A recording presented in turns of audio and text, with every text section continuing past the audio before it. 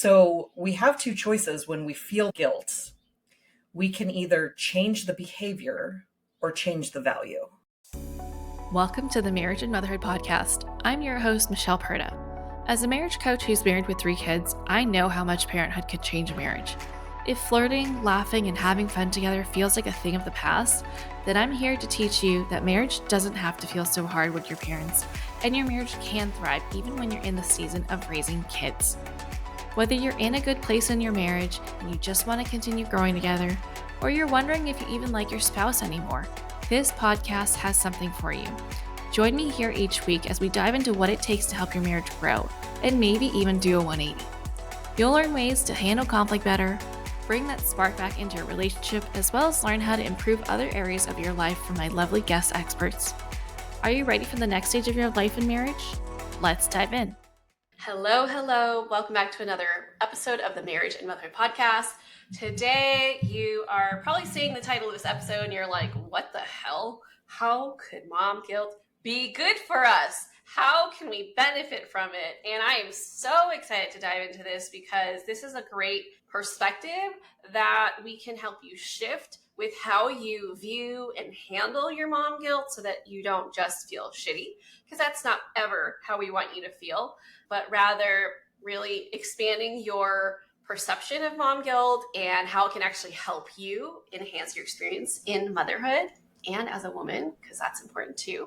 But here I have guest Alysia Lyons. I'm so excited to have her here. She's an intuitive coach and she helps with mom guilt. Like, she loves to support moms through living an aligned life. And if you have been here with me for a while, you know that that's what I'm about. And so I'm so excited to have Alysia here to talk about how you can do that through using mom guilt, not just like running away from it, not just deciding, oh, I don't want to feel that way, or letting it overwhelm you and eat you up. So Alysia, please let the listeners know where you live, how old your kids are, and what led you to want to specialize in supporting moms with mom guilt, even to bring you to write a whole book about it, which she'll tell us more about. And yeah, welcome. Let us know who you are. Absolutely. Thank you so much for having me on your podcast. I am from Central California. I have a son. He is 13 years old and so much fun. Every age has gotten more and more fun past like 2 years old. That is hard. I think I could have done the first 6 weeks of his life for the rest of my life, because it was like, he was small, he didn't make a lot of noise, he was breastfed, so it was like easy to feed it, like he just easy to take care of. And then, it got more difficult for a little while. What led you to decide to be an intuitive coach and support moms with living an aligned life? Yeah, I will give you the Reader's Digest version as best that I can. Hired my first coach because everything that I had built my identity around crumbled, and I literally lost everything that I was proud of in my life in like a 6-month time period. And there was one thing that I felt like I could control getting back, which was going back into the top 2% of the direct sales company that I was part of. And I was struggling to climb that hill again.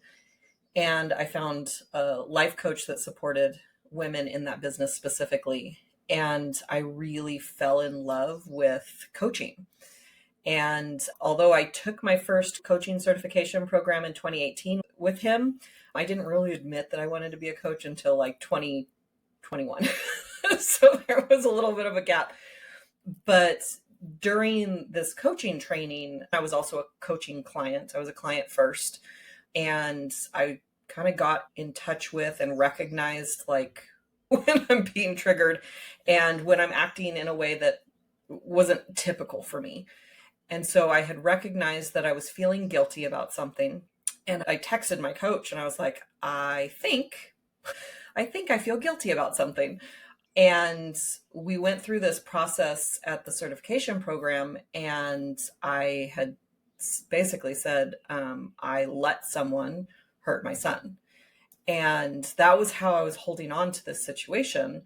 And it had happened, I think he was like 4 years old. And so he was around 6 or 7.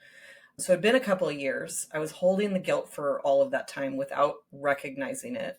And when I released the guilt, I had like 50 pounds of weight just lifted from my shoulders immediately. And I always knew that I wanted to work with moms. I just didn't know what I wanted to work with moms on. And so I started interviewing some moms to see what they were struggling with. And I just was seeing mom guilt everywhere. And at the time, I had more confidence in my writing skill than in my speaking skill or in my coaching skill. And so that's where the book came from, is I had interviewed probably 30 to 50 moms about what they were struggling with. And the book was a response to the guilt that I was hearing. What it kind of boiled down to is these rules that we have as moms. And the rules come from our values, what we believe that a good mom does and what a good mom doesn't do. And so guilt is created then, so it's a notification to let us know that we are out of alignment with those rules that we have. So we have two choices when we feel the notification called guilt. We can either change the behavior or change the value. So when I let someone hurt my son, I changed my behavior. This person wasn't allowed around him anymore. I was more strict with who got to be around him and so on. But that didn't help. I still felt guilty. And so I had to reframe this belief that I let someone hurt him.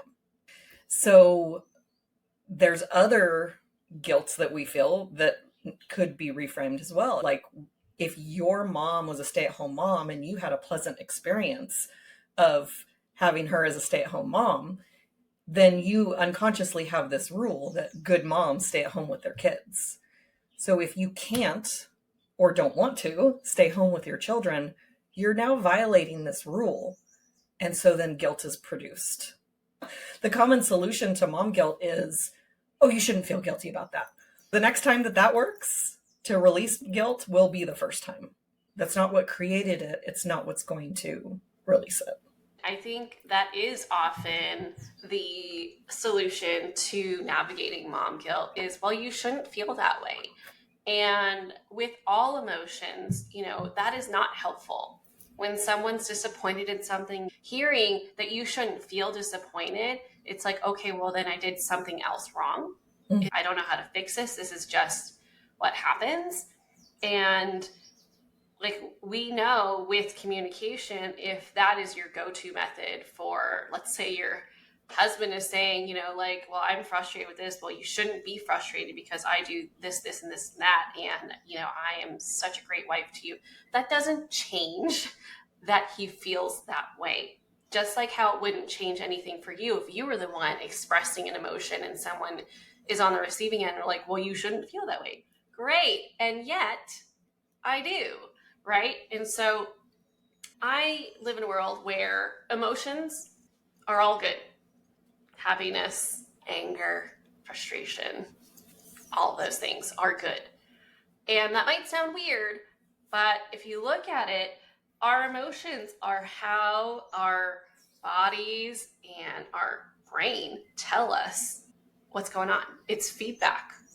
And any feedback that we get from our internal world is good because then we can make a decision whether to keep doing that thing or to not keep doing that thing. Or if we need to keep doing that thing, how can we think about it differently? And so mom guilt is yet another one of those emotions, right? And so how have you taken mom guilt and transformed it into something that is helpful for moms? And how have you helped your clients work through that adjustment of like, oh, I can see it that way now, that mom guilt isn't a bad thing. It's just more feedback from ourselves so that we can do something. Yeah, it's a notification. I don't like when there's notifications on my phone, but I don't hit clear, right? Because then they're all gone and I don't know what the notifications are. Because when we just clear the notification, you still have a text message that's unread. The notification is there for you to do something with it. So When the notification is there, it's an invitation for you to look at what your values are. So if my value is that, we'll go back to the good moms stay at home with their kids. If I need to work as a single mom, I need to work. If that means outside of the home, then believe me, if I quit my job, if I change the behavior of going to work, I'm going to have different guilt because now we don't have a house. Now we don't have a roof over our head. Now I can't feed my son. So this is where we can reframe that belief. And there's an exception to every rule. Like, yeah, maybe a good mom does stay home with her kids, except when she's the sole financial provider, except when she's in a partnership where we need two incomes. Like, both can be true. A good mom does stay home with her kids, if that's what you believe. And a good mom also takes care of her child's needs to the best of her ability. So there's an invitation to look at the values, and there's an invitation for you to change your behavior. So if you need to change the behavior, like a good mom doesn't yell at her kids, that's a good invitation to change your behavior. Is that easy to stop yelling at your kids? Absolutely not. It's not a light switch that you turn on or off. Like, I yell at my kids, now I don't. That takes work. It takes doing the inner work. Like, why are we yelling at our kids? What is going on internally? What's going on externally? Where can we address some unmet need here, right? And going along with the title of the episode, how does mom guilt benefit you? It benefits you because it's information. Like, it's on your phone. There's a notification that says you have a text message. Now, what you do with that notification is up to you. You can look at the text message to clear the notification, or you could pretend that the text message doesn't exist. One of those is going to serve you better than the other in this context of mom guilt, because mom guilt can be very dangerous too. My programming is, I'm going to leave you before you have the chance to hurt me. So I had projected into the future that this little boy that I love more than anything was going to come back to me when he's older and say, how come you didn't protect me? I'm not going to sign up for that. So I'm going to protect myself now so that that doesn't happen, so that I don't get hurt in the future. That was my solution for a couple of years. When I let go of the guilt, I recognized that when he would come and give me a hug, that I had been pushing him away. He got maybe a 5-second hug. And then all of a sudden, my very creative brain would think of 85 things that are more important than giving my son a hug as a protection mechanism. So this is why I'm on a crusade to support moms with guilt, to answer your original question. Like, you don't know how the guilt is affecting your relationship with your kids, or how it's affecting your body, or how it's affecting your relationship with your partner or anybody else until you let it go. And that's the crazy thing, is like, we don't see our blind spots. That's what coaches are here for, is to help you see your blind spots. I don't even see my blind spots. That was a blind spot for me until it was illuminated. Yeah. I love that you brought up how with mom guilt, it isn't always very black and white about what we should do next. Like with the whole, like, oh, if you believe that a good mom stays at home with her kids, but it's like, okay, well, what if I live in a place or I'm in a financial situation where we both have to work? Then am I screwed? Am I just going to be a bad mom because I'm in a less than ideal financial situation? No, right? And it is about, with all decisions that we make, choosing the one that will have the consequences that we will be happiest with, ones that we can accept, right? Not continue to feed into feeling bad about ourselves. So you can get really creative, right? So that made me think like, oh, okay, so you can change your job and feel better about what that's doing for your life, right? So you can feel good about that. Or you can say, well, if I need to work, then maybe I could say that being a good mom means that as soon as I get home, I spend 20 minutes of alone time with them. There are different ways to go about this instead of having it be absolute, like, oh, it's either this way or that way, right? Especially with the yelling thing. That is a huge one that a lot of moms, myself included, can struggle with, right? Alongside with that, it's also spending time doing something for your own enjoyment that can produce mom guilt as well. Like, oh, I should be hanging out with my kids, or I should be doing stuff around the house. And that could be like date night, or that could be you going out with your girlfriends, or you going out by yourself, whatever. And yeah, that can create mom guilt in you. But like, what if you were to do what Alysia said? What if you also explored, okay, well, if I don't do this, what guilt does that create? And between the different kinds of guilt, am I most okay with? Mm-hmm. Like, what's the reality that I'm trying to create, and what action aligns most with that? Yeah. What became very clear to me, I was doing a talk with a local mom group, and it was on their mom's night out. And I had this question that popped into my head. How many of you feel guilty just being here? And I almost didn't ask the question because before we got started, everybody looked like they were having such a great time. Every single person around the table raised their hand. And I was like, yeah, it's so crazy.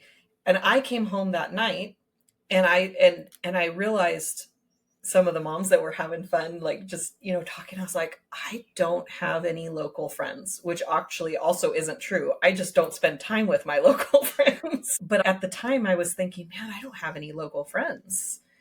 And I came home and I told my husband, and I told my son, like, I don't have any local friends. I think I'm going to join this mom group. And my son said, well, you have me. And I said, you're right, honey. I do have you. Now, I want you to think about it this way. What if I said to you, you are not allowed to hang out with your friends anymore because you have me? Mm-hmm. And he was like, oh. Oh, yeah. Like, we would never do that to our kids, but we do that to ourselves. Mm-hmm. We would never tell our kids, you can't go hang out with your friends. You can't do anything but schoolwork and spend time with the family. I mean, I hope we wouldn't do that. Right. Like, that doesn't sound very healthy to me. Not at all. But we do that to ourselves all the time. Yeah. Which that wasn't what I was doing. That's a whole different topic, how I ended up with no local friends. But again, air quotes, because I have plenty of local friends. I just wasn't spending very much time with them. Right. Yeah. I think we often kind of cage ourselves because of, back to your book, the rules that we subconsciously created based on how we grew up, right? Like, I'm sure if you saw your mom actually take care of herself on a regular basis, like go nurture her friendships, go do hobbies and pursue passions and be herself, essentially still prioritize herself as an individual who's also a mom, who's also a partner, you would have very different perception on how this whole motherhood journey works, right? Mm-hmm. Like for me, my mom worked full time, but she also took care of my sister and I and took care of the house without the help of my dad. And so I grew up thinking, you don't get help from people. That's a sign of weakness. But then also on the other side, I was like, I'm not going to have a partner who's not going to do something. So I went like the extreme opposite. I was like, no.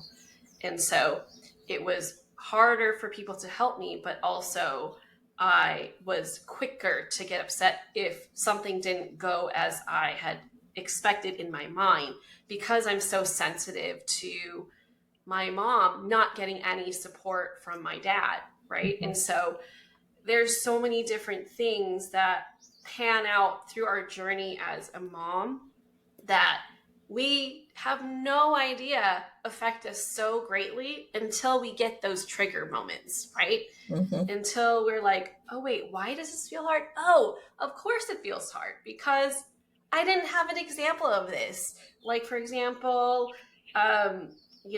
sitting there with my kids while they are struggling. That was hard for me. It still is hard for me. And I have to try really hard to like regulate myself, because why? I didn't have space for my feelings growing up, because culturally and generationally, we were to be seen but not heard. And any uncomfortable emotion that came up was an inconvenience. And so, of course, when my kids have their feelings, I'm like, oh gosh, okay, I want to validate them. I want to make sure that they know that they are safe to feel, and just redirect their action, but validate their emotion. But it's like, this feels really hard sometimes when I'm really tired or just stressed out. I don't have the capacity to do that. So I will get flustered and I will get upset. And there are so many examples of that come up through mom guilt. So we've already said, okay, you can't just tell someone, okay, don't feel that way because XYZ reasons. Like, oh, don't feel that way because if you go out, you're going to come back rejuvenated and ready to hang out with your kids and miss them and feel good and whatever. Okay, so if that's not the solution, what can we do if we shouldn't just shame ourselves for feeling that way? What's something that we can do to support ourselves? No one ever shamed themselves into happiness. I'll say Right. that. Or anyone. Yeah. And yeah, or anyone else. Yeah, for sure. One of my favorite memes that I legitimately live my life by is that when the trigger appears, the wound is ready to heal. So when the guilt shows up, we can think of that as a trigger, right? And so that means that there's a part of you that's communicating with you. So, part of what I want to say to answer the question is reach out for support, because we don't talk to ourselves the way we would talk to our best friend. Sometimes we do, because we would tell our best friend, you shouldn't feel guilty about that. But as we've discussed, that doesn't fix the problem. It just shames us. Now I feel shame on top of the guilt, but thanks. I think that in addition to getting support from a professional, from a coach like myself or Michelle, or a therapist, like someone that was one of the things that came up at this mom group, is that the therapist said, you shouldn't feel guilty about that. And I was like, it hurts. It hurts so much. And this mom's example was that she felt guilty that she was going to school to become a nurse. And I said, do you want to be a nurse? And she said, yeah. I said, because your choices are you could quit nursing. And she goes, then I'd have different guilt because I spent all the money. And I was like, fair enough. So we need to reframe the guilt. Like, first identify what it is. What am I feeling guilty about? And you can put this into a good mom rule, which is the name of my book, Good Mom Rules. A good mom does this, or a good mom doesn't do this. So what's the rule?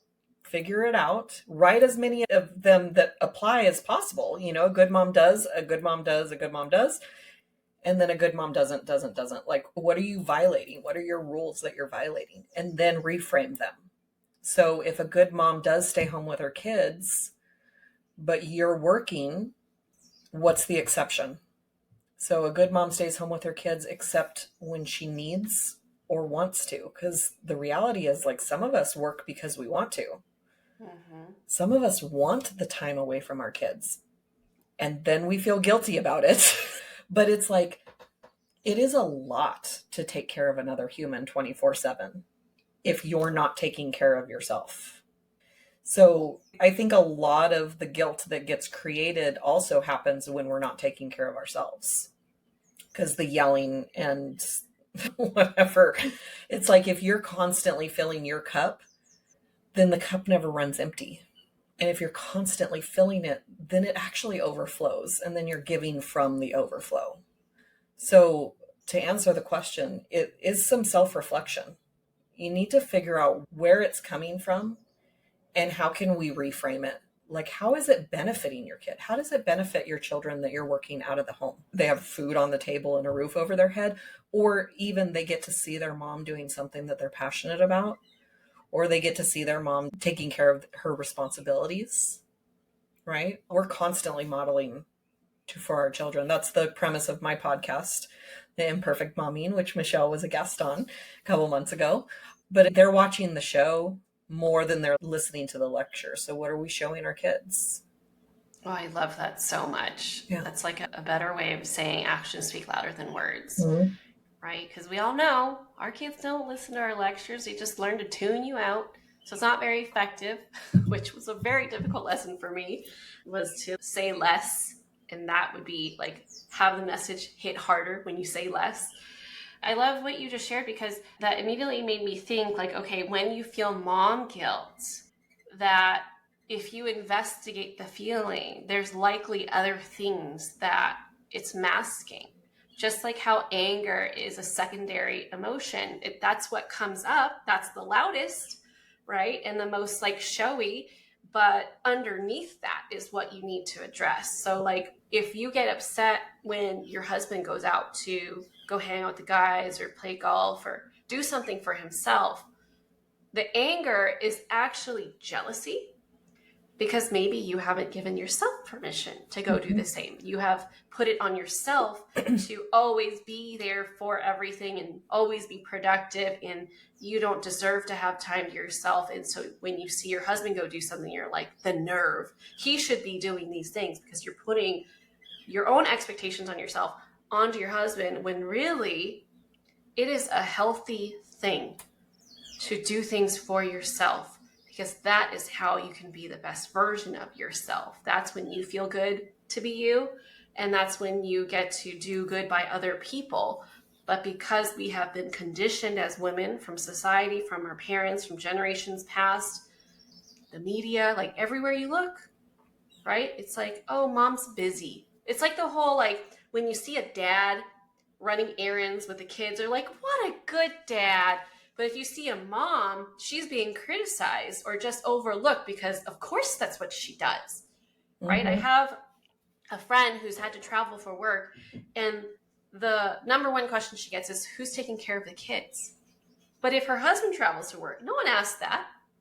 So I think a lot of this is shedding of the expectations that were never meant to be put on you, right? And also just looking inwards, like, okay, well, what else is there besides the mom guilt? What's creating the mom guilt, right? And if we're going to use the whole like good mom stay at home kind of thing, and let's say you are in a position where you need to go work and you don't want to feel like you're a shitty mom because you have to work, you can think about, well, what about staying at home makes someone a good mom? What are the things that she's doing? You could still incorporate that stuff as a working mom, right? So if like being a stay-at-home mom means spending quality time with your kids, teaching them things, taking them places to experience stuff, you can still do that when you're with your child. Maybe it's less time, but you can still make that time worthwhile, so you could still get that same feeling. It's like when an Olympic athlete gets injured, it's like, oh my God, life is over because I can't do that. That's not true. You can go back to, what am I getting out of that? And how can I recreate that in a different way? It's all about being creative and honoring where you're at. Yeah. Another thing that doesn't work is wishing things were different. Because you can wish in one hand and shit in the other and see which one feels faster. But your approach of like, how can I also get that? And what makes staying at home with their kids a good thing? Like, and I love that you recognize that you didn't enjoy being home with the kids, that was not how you were feeling, and you probably weren't feeling fulfilled that way. Probably was part of it. And then you gave the example of getting angry at the spouse because he goes out with his friends. I heard somewhere that anger is connected to disempowerment. Right? And you hit the nail on the head. Like, if you are mad at your partner because he's going out with his friends, it's because you feel disempowered that you can't go out with your friends. You're telling yourself you can't go out with your friends. And if that's the case in your relationship, then probably call Michelle, because I think that she can help you with that. No, absolutely. Absolutely. There's a lot of things that we don't give ourselves permission to do, but not realize that. Just back to your whole like rules thing, right? Where we came up with rules because of how we grew up and it just stuck with us and it's driving how we make decisions and how we choose to create our own lifestyle. So with this whole like rule thing, I'm sure that many people are like, okay, well, yeah, I probably do have a bunch of rules that are not serving me and I want a new rule book.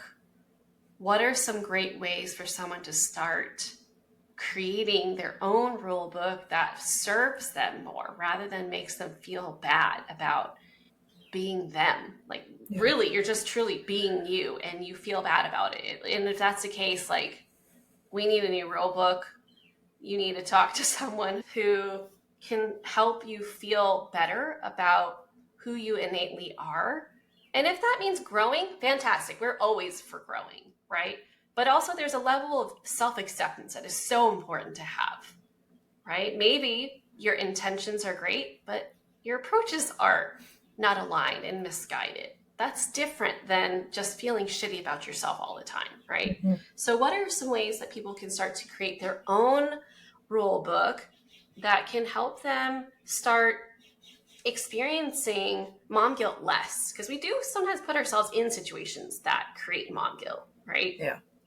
Yeah. My first tip, shamelessly, I will plug my book again, is The Good Mom Rules, Ditch Mom Guilt and Find Your Happy. We have rules for every aspect of our life. What a good person does, what a good wife does, what a good mom does, what a good daughter, sister, employee, like whatever hat that you wear, you have a rule of what a good person in that role does. You just do. And we get them, people sometimes put them on us. Sometimes we look around and make our own rules based on how other people behave. Like a good driver doesn't cut somebody off. Why do we believe that? Because we've been cut off and we don't like it, you know? Yeah. So we have to look at ourselves, and the hardest thing for a human to do is to look in the mirror and to reflect. It is really hard. It's that quote of an unexamined life isn't worth living. I believe that to my core, that when we don't look at ourselves, when we don't look at our behaviors, I think that's the number one thing that creates misery, is because we're not living a life that we chose. We're living a life that's been prescribed to us. Every single person is programmed to do and behave a certain way. From the second you were born. Yeah. When your parents smiled at you when you smiled, and when they like look stressed out when you're crying, you learned. When your baby is crying and you're shh, right? Like, we learned to comfort the baby, but a lot of it is because we don't want to hear the baby cry. Yeah. Like, 100%. I don't want to hear the baby cry. No offense. Like, I don't want to hear the baby cry. Triggering. We're biologically programmed to not want to hear the baby cry. Yep. Yeah. And like you said, we get the message that crying is not okay. And then our brains are so brilliant, they extend that to emotions are not okay. Yeah. Negative emotions are not okay. Air quotes, negative emotions are not okay. The best thing that I can say is you just have to examine things. And when I say get a coach, it's not because I'm a coach and I want you to hire me. I do, but it's because I'm a coach and I can't see my blind spots. I just can't. That became so clear to me. A couple of weekends ago, I was at a workshop as a participant, and there were coaches in the front of the room, and they were teaching us stuff and I knew all this stuff. Like, there was maybe a couple of things that I didn't know as a coach, but he had some reflecting things, and I was like, ooh, I didn't know that about myself. And I've been in this work since 2017. Yeah. So what year is it? That's 8 years. 8 years. It's a long time. And I still have things that I don't know about. And it's funny because even though I love when the trigger appears, the wound is ready to heal, I unconsciously made the goal to not be triggered Mm. instead of making the goal finding out what the trigger means, what needs to be healed. That was a new awareness for me this year too. Yeah. Yeah. Yeah. I mean, who likes to be triggered? It makes sense why you would make that your goal. And well, my whole thing is about peace. And Sure. I want moms to feel more peace in their life. That's my Yes. desire, is to feel more peace in their life. Yes. And I also believe that there are wounds that get triggered. And when the trigger happens, that means that there's a wound that we can heal. And so now I've switched my goal back. When I recognize that it's a trigger, I write them down, because when I write them down, then I reflect on them, or I bring them to my coach. Say, hey, I got triggered because somebody said this. Mm-hmm. Can we address that? Yeah. Or I'll go to her and say, this is what I figured out. And she'll say, okay, and did you do this? And it's like, no, I didn't do that part either. But thank you for that. No, I didn't have that thought. Yeah. I love that. I think all moms want peace, but I think more than anything, what's most important is resilience, Mm-hmm. right? Having the tools to be like, oh, I am triggered right now. Okay. What now? What can I do? What am I here to learn about this? Thinking, how can I support myself short term and long term? And when we don't know much about anything about ourselves, that makes life so much harder, because then it's like walking into a wall repeatedly and wondering, why isn't this wall moving? Rather than getting to know yourself and be like, oh, let me pivot, let me go a different direction. So I always like to say, like, when you don't grow, then you're kind of living a life just out of pure reaction, rather than feeling like you're in the driver's seat. You are like the passenger of a wild taxi ride where this person clearly doesn't know how to drive and you're just trying to hang on for dear life, right? Mm-hmm. But when you get to know yourself and you start making decisions that support you better, then you could feel like, oh, I'm in the driver's seat. I have more control. Like, yeah, you're not going to be able to predict when there's like detours and stuff, but at least you're going to have options of what you can do next, right? And that's the beauty behind getting to know yourself. That's the beauty behind the challenging work that is self-awareness and personal growth. And yes, it's not always fun, but it is so worth it, because this is what helps you be happier, because you know how to make yourself happy, right? What brings on happiness. Also, you can share this with your husband, because he's out there trying to guess what's going to help you feel good in the marriage. But what if you could hand him the manual? Mm-hmm. Give him all the secrets, give him the marriage hacks for you, because we're all different. Then you can actually support the growth of the connection, the intimacy, the ease of the communication, if you know more about yourself. But if you don't, and he's also trying to learn about himself, then you're not giving yourself the leg up that you can give. Yeah. Yeah. We can live a proactive life or a reactive life. And there was a time when somebody cut me off. I don't totally remember what happened, but I remember chasing them after the fact. Yeah, yeah. And then a couple years later, more recently, somebody cut me off very intentionally. Like, I don't know what happened, but he got pissed off by something I did. And he pulled in front of me and slammed on the brakes. And I was like, this is a really interesting way to behave right now. Yeah. Yeah. And both times my son was in the car. And the first time I recognized after the fact, like, I was putting his life in danger by chasing down this person who cut me off, probably accidentally. Mhm. And this other time, now this person put maybe not our lives in danger, but definitely the safety of my car was in danger.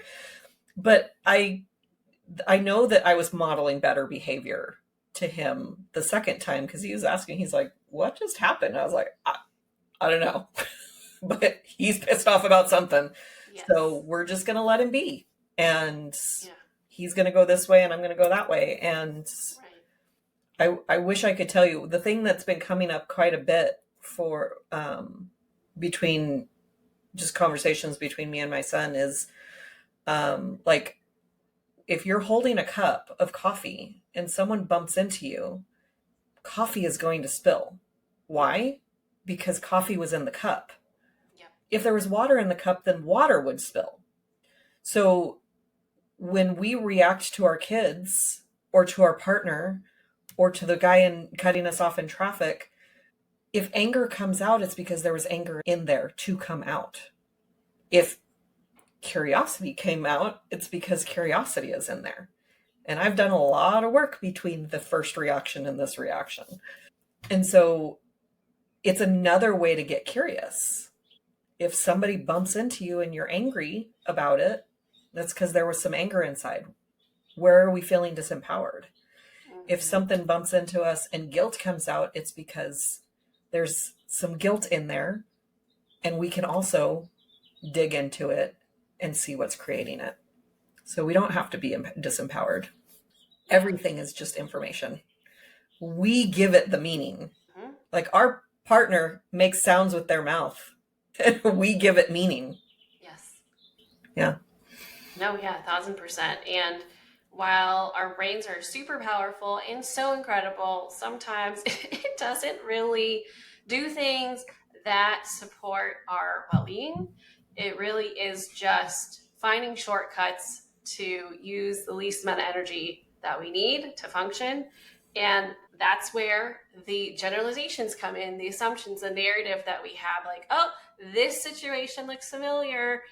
Let's have the same reaction we did last time, unless we figured out a new way to try and explain or whatever this situation, right? And that's where the work comes in. It's like the growing pains, right? You're literally going against what you will naturally respond with something new, something foreign, and change is not always the easiest to come about. And you know this as a parent, okay? You know this because you know that you are maybe a reactive parent and you don't want to be anymore. And that takes practice and time and consistency. So same with the mom guilt, same with the anger, the mom rage, whatever it is that you're experiencing. It's all common, and you can also do things to support yourself to have a different outcome.